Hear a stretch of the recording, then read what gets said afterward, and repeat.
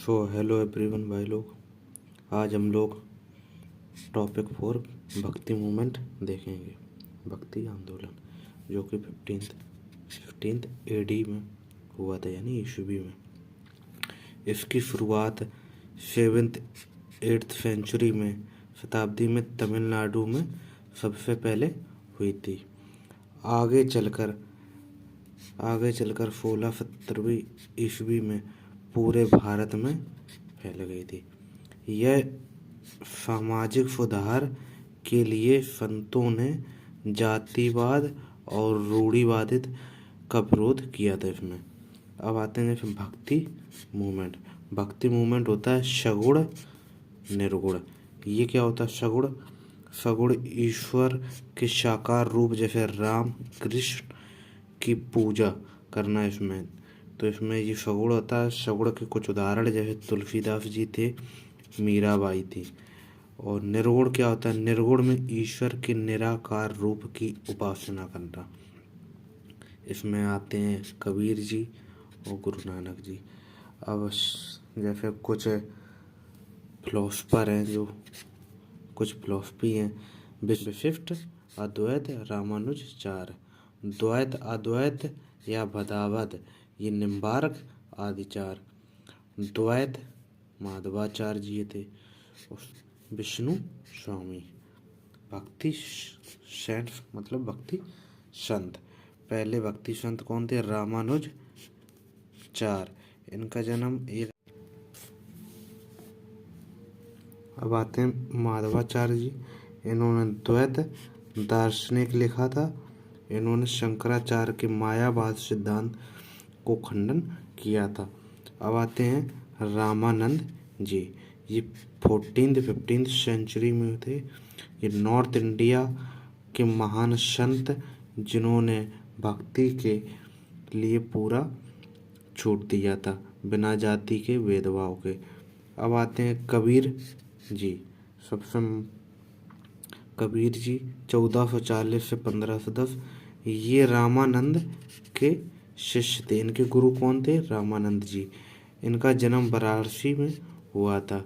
ये निर्गुण भक्ति से थे। निराकार ईश्वर को मानने वाले होते हैं निर्गुण। इनका मुख्य ग्रंथ बीजक था। अब आते हैं गुरु नानक जी।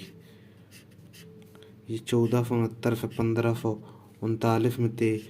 इन्होंने सिख धर्म और निर्गुण भक्ति संत ये भी निर्गुण संत थे।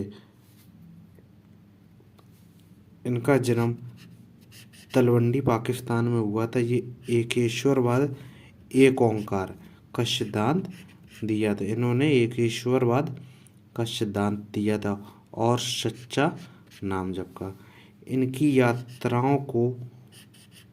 यात्राओं को उदासिया कहा जाता है। इनकी जो यात्राएं हुई थी उनको उदासिया कहा जाता है। इन्होंने लंगर प्रथा भी शुरुआत की थी।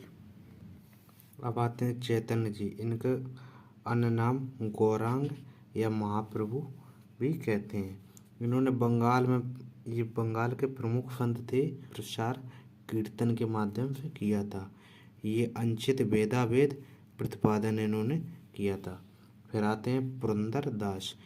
ये 1480 से 1564। ये वैष्णव संत थे। ये इन्हें फाउंडर ऑफ कार्नाटिक म्यूजिक भी कहते हैं। अब आते हैं मीराबाई जी। 1498 से 1564। इनके गुरु का नाम था रविदास जी। मीरा के पद गुजराती, राजस्थानी और ब्रज में मिलेंगे। ये राणा सांगा की डॉटर इनला थी, बहू थी। अब आते हैं सूरदास जी। 1483 से 1563। लैंड पोएट थे आगरा के। सूर सागर के माध्यम से कृष्ण के बाल रूप और प्रेम को प्रतिपादन किया इन्होंने। ये वल्लभाचार्य के शिष्य थे। अब आते हैं तुलसीदास जी। 1532 से 1623। इन्होंने रामचरितमानस, कवितावली, गीतावली आदि लिखी हैं। ये राम भक्ति, कल्ट ऑफ वैष्णवरेज। अब आते हैं शंकर देव जी। ये फाउंडर ऑफ वैष्णव, ये असम के हैं। अब आते हैं भक्ति संत इन महाराष्ट्र, धर्म। ज्ञानेश्वर ज्ञानदेव ये फाउंडर ऑफ मराठी भाषा और साहित्य, इन्होंने फाउंडर हैं ये मराठी भाषा और साहित्य के। इन्होंने भागवत गीता के ऊपर भावार्थ दीपिका लिखी है। अब आते हैं नामदेव जी, ये जनेश्वर के कंटेम्परेरी थे, मतलब समकालीन थे। वारकरी संप्रदाय से थे। पंजाब में कई वर्ष इन्होंने बिताए, प्रचार प्रसार किया। अब आते हैं एकनाथ जी, 1533 से 1599। इन्होंने एकनाथी रामायण और भावार्थ रामायण मराठी में लिखी है। अब आते हैं रामदास जी। रामदास जी शिवाजी महाराज के गुरु थे। कौन थे? ये शिवाजी के गुरु थे। अब सूफी मूवमेंट देखते हैं हम लोग। सूफी आंदोलन ये भी 11वीं और 12वीं सेंचुरी के आसपास हुआ था। सूफी संत ये लोग खानका क्या होता है? आश्रमों में जो रहते थे, आश्रमों को खानका कहते हैं। इनके गुरु पीर और मुरीद शिष्य का पालन करते थे। इनके गुरु को पीर और मुरीद शिष्य को कहते हैं। इनके पहले गुरु कौन थे? ख्वाजा अली हुजविरी, ये 11वीं सेंचुरी में हुए हैं। दातागंज बख्श भी कहते थे इनको, दातागंज भी कहते थे। फिर इनके ये सबसे पहले भारत आए थे। कौन आया था सबसे पहले भारत? ख्वाजा अली हुजविरी, ये पहले गुरु इनके थे। फिर आते हैं ख्वाजा मोइनुद्दीन चिश्ती, 1141 से 1236, ये फाउंडर ऑफ चिश्ती। इन्होंने चिश्ती संप्रदाय का